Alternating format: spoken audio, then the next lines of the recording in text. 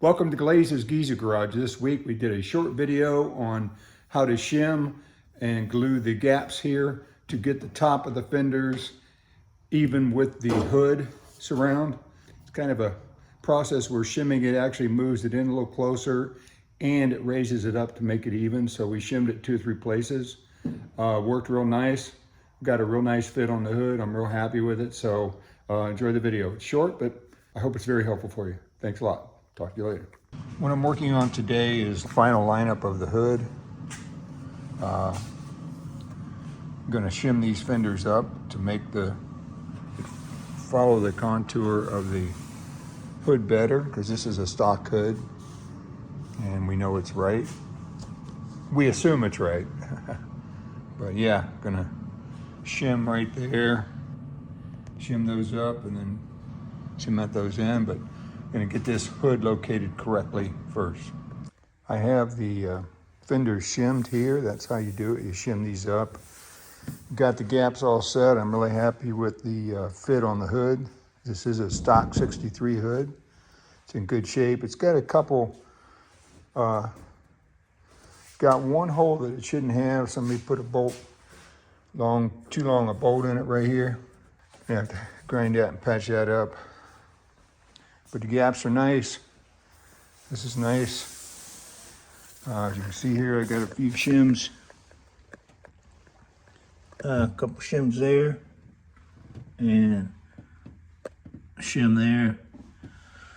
So I'll just put that 3M adhesive around those shims right now. Let it dry, pop the shims out.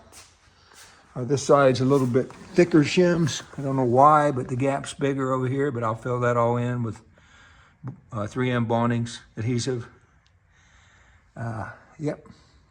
What I'm doing right now is gluing up the inner fender wells. I have the passenger side partially glued. As you can see there, I got my shims. I'm just gluing around the shims and I'll fill that in later. Haven't started this side.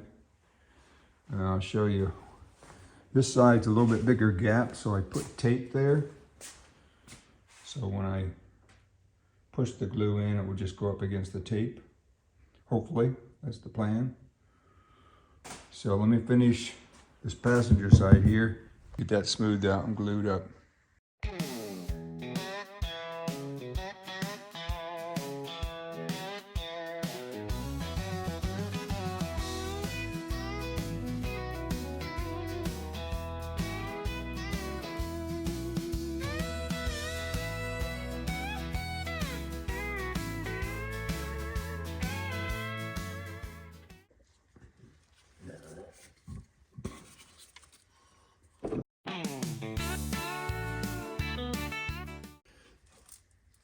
What I'm doing here is I got tape on the back side, and I'm just squeezing and filling the gap all the way to the tape. I'm gonna leave the tape on for a while, and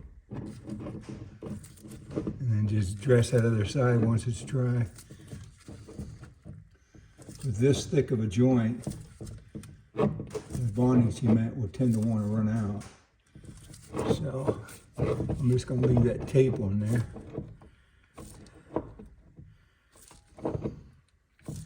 Using up a lot of glue here, but it's a big thick joint, so I've got another tube over there, a new tube.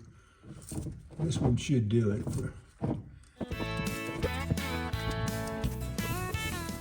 I was a little worried about the glue staying up in there, but I can keep squeegeeing it up in there if it starts to fall out. Just because this joint is so thick, I can stay out here for a while.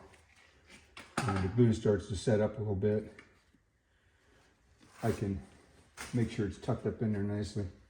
So far, it looks like it's staying up in there pretty nice.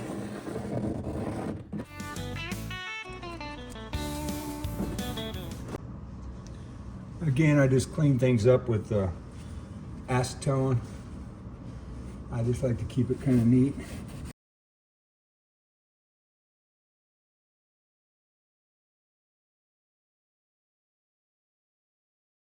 What I've done here today is pulled those shims I had out and filled those little pockets that I didn't glue. Did it on the passenger side. Still working on the driver's side. What I did was I dispensed, what I found out when you have a bigger cavity you're trying to fill, when this 3M product, which is a 08115, when it first comes out of the mixing nose, it's a little runny, and so it's hard to get it to, unless you're working on a flat spot. But if you're working on a vertical spot like this, it's a little thicker, it wants to sag. So I dispensed a pretty big pile here and then let it set up a little bit, and when it gets stiffer, it's a lot easier then to fill the, kind of do the final fill on these. So yeah, got the passenger side and the driver's side. See there? See there, it's sagging a little bit, but I'll keep working that till it stiffens up enough that it stays up in there nice. So yeah, front end's coming along. I really like it. Thanks for watching the video, guys. The video on screen is one YouTube thinks you're going to like, so check it out. Give it a watch, and we'll catch you on the next Glazes Geezer Garage.